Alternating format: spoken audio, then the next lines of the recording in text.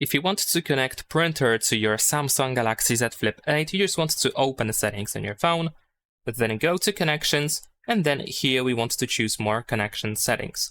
You should be able to find the printing option here, and we're gonna start with the default print service. Let's just go over here.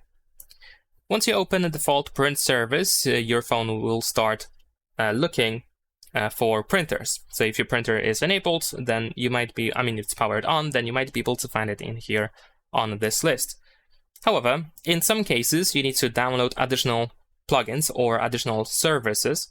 So if we tap on download plugin over here, you will be redirected to the Google Play Store. And as you can see here, we have different print services or different plugins for different manufacturers over here. So you want to choose your manufacturer from this list, and then you might want to use it to try to connect your printer to your phone.